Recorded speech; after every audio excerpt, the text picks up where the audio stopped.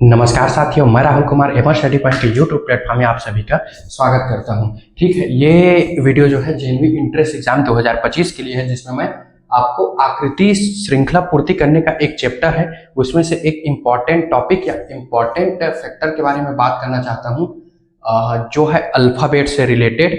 आपको लग रहा होगा कि ए से जेड तक ABCD क्यों लिखा है, हम कोई पहली दूसरे के बच्चे हैं क्या? ये आपके लिए बहुत ही इम्पॉर्टेंट टॉपिक है। इससे लगभग आपका 4 से 5 क्वेश्चन बन जाएगा। ठीक है, इसमें करना क्या है, हमको जो अल्फ़ाबेट सीरीज है उसको नंबरिंग से याद रखना है। जैसे कि ए जो है 1 नंबर पे आता है, बी जो है 2 नंबर पे आता है, सी 3, डी 4, ई 5, एफ 6। इसी प्रकार ए से लेके जेड तक हमको पूरा नंबर याद रखना पड़ेगा कि पी जो है वो 16 नंबर पे आता है, आर जो है 18 नंबर पे आता है, एस 19 पे, एच 8 पे, आई 9 पे। अब 1 से लेके 26 तक आपको याद रखना पड़ेगा कि कौन 5वें नंबर पे है, कौन 6वें नंबर पे है। इससे आपका कम से कम 4 या 5 क्वेश्चन रीजनिंग का बन जाएगा, किसमें, जवाहर नवोदय विद्यालय में। और याद इसको कैसे रखना है, मैं आपको 8 से 10 जो अल्फ़ाबेट है उसको ट्रिक से बताऊंगा कि हम कैसे याद रख सकते हैं। तो एक बार तो आपको पूरा पढ़ लेना है ABCDEFGHIJK जेड तक, जिसमें आपको A, B। अब देखो, A और जेड ये तो सभी को याद होगा कि अल्फ़ाबेट A से शुरू होता है तो 1 नंबर पे रहेगा, और खत्म जेड पे होता है तो 26वें नंबर पे रहेगा। उसी प्रकार आप B और Y को भी पता लगा सकते हो कि A के बाद B आता है तो B दूसरे नंबर पे रहेगा, और Z से पहले Y आता है तो Y 25वें नंबर पे रहेगा। ठीक है, अब ट्रिक सुन लो। ठीक है, एक तो ये वर्ड याद रखना है इजोटी करके, EJOTY, इजोटी। ये क्यों जरूरी है, क्योंकि आपको 5 सबसे जो पहाड़ा सरल है वो 5 का पहाड़ा सरल है। ठीक है, तो इजोटी जब आप याद रखोगे तो 5, 10, 15, 20 और 25। 5 एकम 5, 5 दूनी 10, 5 तिया 15, 5 चौक 20, 5 पंचे 25।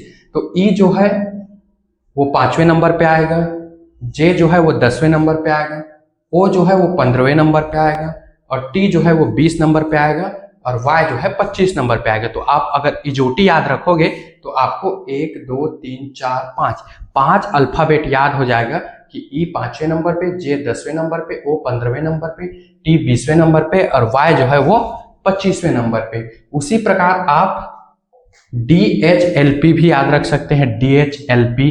ठीक है, तो D जो है वो 4थे नंबर पे है, H जो है 8वें नंबर पे है, L जो है 12वें नंबर पे है, और P जो है वो 16वें नंबर पे है। इसमें आपको 4 का पहाड़ा पढ़ना है, 4 एकम 4, 4 दूनी 8, 4 तिया 12, 4 चौक 16। तो अगर आप DHLP याद रखोगे तो 4 एकम 4, 4 में D है, उसके बाद 8 में H है, 12वें नंबर पे L है, और P जो है वो 16वें नंबर पे है।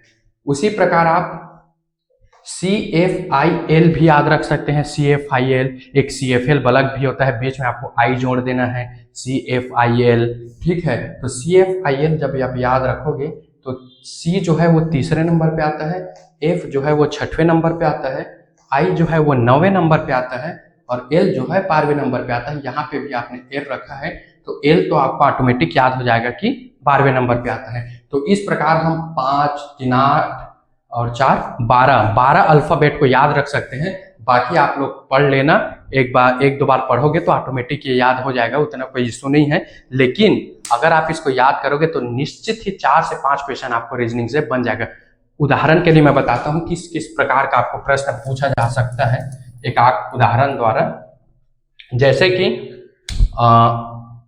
आपको पूछ रहा है कि अगली संख्या, या संख्या नहीं लिखोगे तो अगली वर्णमाला क्या होगी।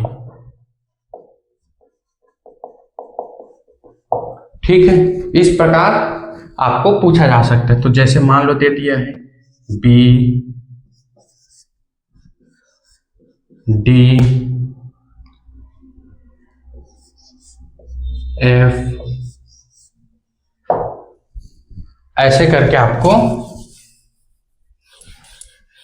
क्वेश्चन दे दिया है कि बी डी एफ। अब अगली संख्या क्या होगी?